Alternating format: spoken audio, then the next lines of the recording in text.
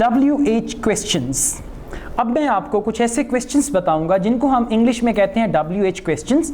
हम इन्हें WH questions क्यों कहते हैं? क्योंकि इनमें WH यूज़ होता है, या तो ये W से शुरू होते हैं या फिर कुछ ऐसे भी इनमें क्वेश्चंस हैं जो H से शुरू होते हैं या इनमें WH आता है। जैसे कि आप कहते हैं ना when, what, where, how, all that, ये हैं हमारे WH questions. So WH questions allow a speaker to find out more information about topic.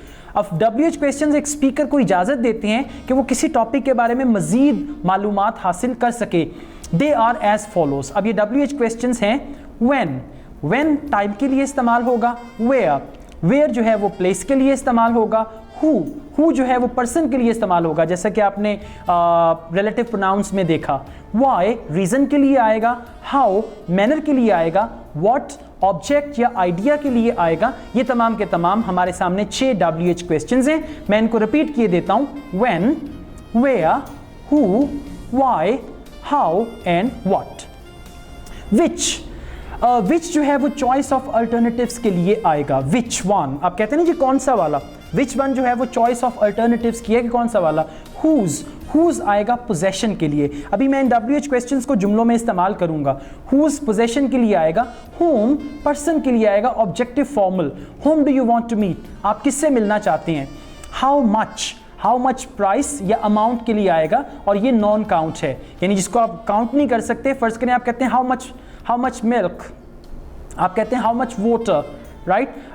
बिल्कुल इसी तरह से अगर काउंटेबल नाउन है तो काउंटेबल नाउन के साथ आप यूज़ करेंगे how many जो है वो क्वांटिटी या काउंट के लिए इस्तेमाल होता है। बिल्कुल इसी तरह how long हम ड्यूरेशन के लिए इस्तेमाल करेंगे कि कोई एक्शन कितना ड्यूरेशन तक चलता है। तो ये WH क्वेश्चंस हैं which one, whose, whom, how much, how many and how long। इसके बाद है how often आता है फ्रीक्वेंसी के लिए, यानी कोई काम जो है वो कितनी दफ़ा हो रहा है। मैं आपसे कहता हूँ how often do you shower, आप कितनी दफ़ा शावर लेते हैं, और आप कहते हैं once a month, महीने में एक दफ़ा। Just joking.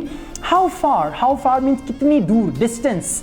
बिल्कुल इसी तरह what kind of, यानी डिस्क्रिप्शन आप मांग रहे हैं कि किस किस्म का।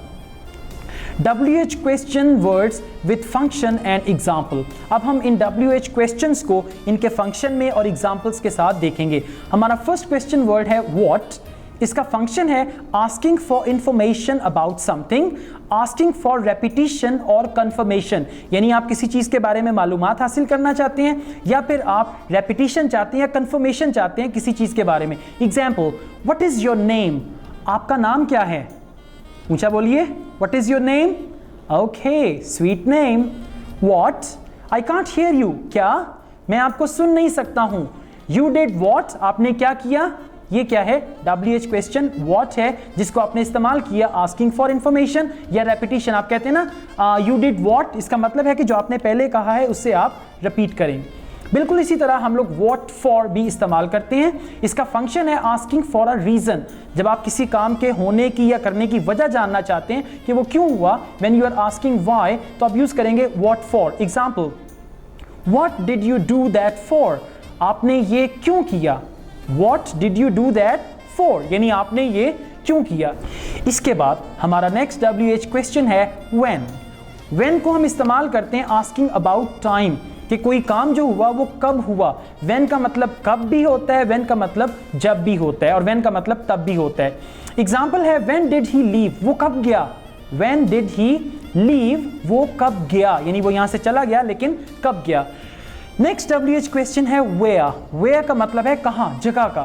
फंक्शन क्या है इसका, आस्किंग इन और एट व्हाट प्लेस और पोजीशन, यानी कौन सी जगह या कौन सी पोजीशन पे। वेयर डू दे लिव, वो कहाँ पे रहते हैं।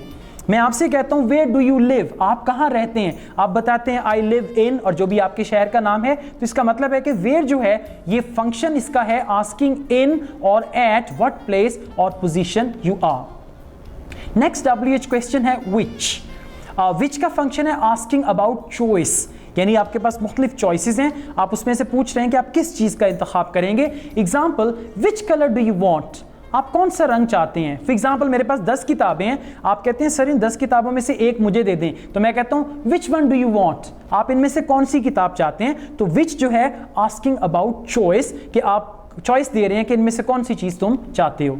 इसी तरह हमारा नेक्स्ट WH क्वेश्चन है हु, और हु का फंक्शन है आस्किंग व्हाट और विच पर्सन और पीपल, यानी कौन सा शख्स है या कौन से लोग हैं, और ये सब्जेक्ट के लिए इस्तेमाल होगा। मिसाल के तौर पे मैंने यहाँ पे अपना पिज़्ज़ा रखा और कुछ देर के लिए मैं बाहर गया, जैसे ही मैं वापस आता हूँ देखता हूँ यहाँ से पिज़्ज़ा गायब है, तो मैं कहूँगा हु एट माई पिज़्ज़ा, मेरा पिज़्ज़ा किसने खाया। अब हु जो है वो क्या है, मैं उस शख्स के बारे में पूछ रहा हूँ जिसने मेरा पिज़्ज़ा खाया और मैं उसे छोड़ूंगा नहीं, राइट। whom हम इस्तेमाल करते हैं आस्किंग व्हाट और विच पर्सन और पीपल, यानी कौन से लोग या कौन सा शख्स।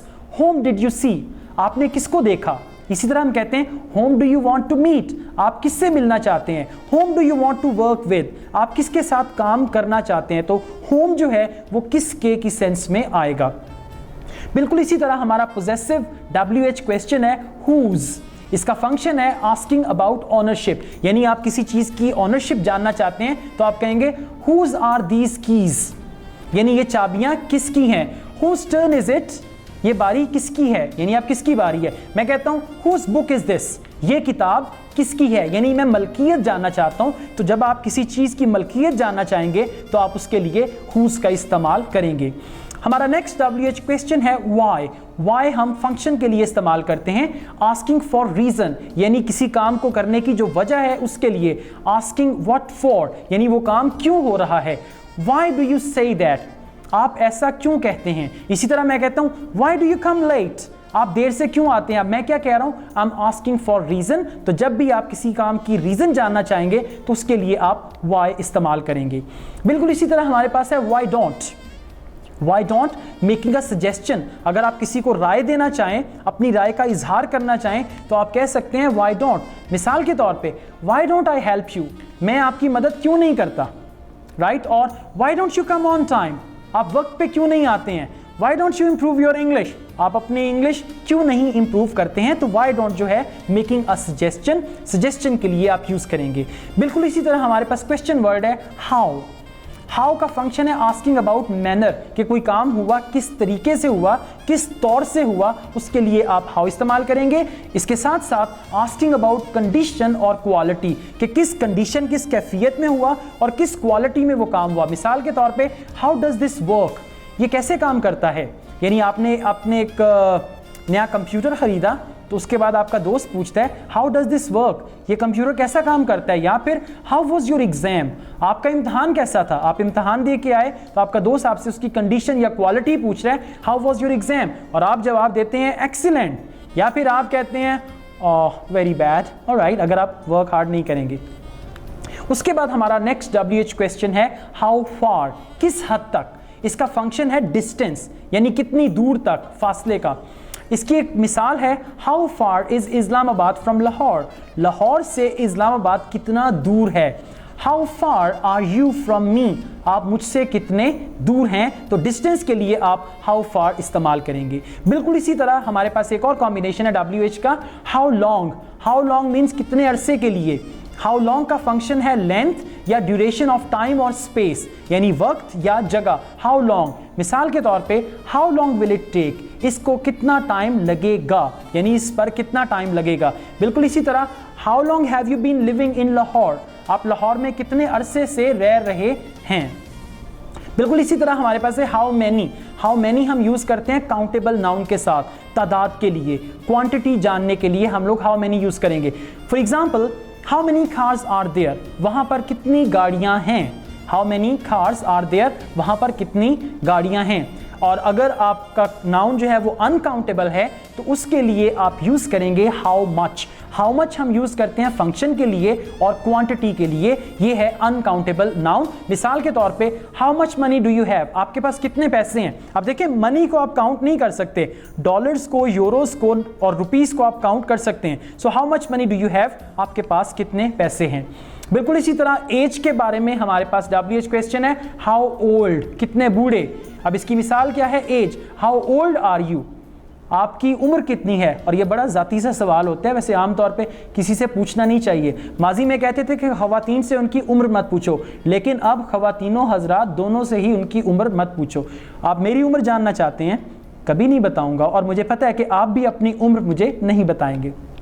नेक्स्ट WH क्वेश्चन है हाउ कम, हाउ कहते हैं ना हाउ कम, ये कैसे हो सकता है, इनफॉर्मल है, इसका फंक्शन है आस्किंग फॉर रीजन, जब आप किसी चीज की वजह जानना चाहें तो आप कहेंगे how come, asking why. Example, how come I can't see her, ये कैसा मुमकिन है कि मैं उससे नहीं मिल सकता, right. So this is actually the WH question. अब इन WH क्वेश्चंस को अच्छी तरह से सीखें, इनको प्रैक्टिस करें। देखिए आपकी इंग्लिश जो है वो हर तरह से परफेक्ट होनी चाहिए। इंग्लिश बोलते हुए आप सवालों का जवाब भी देंगे और लोग आपसे सवाल भी करेंगे और आप लोगों से सवाल भी करेंगे, राइट। तो जब आप लोगों से सवाल करेंगे तो वहां पे आपको इन WH क्वेश्चंस की जरूरत होगी, तो आप इसका अच्छा इस्तेमाल सीखें।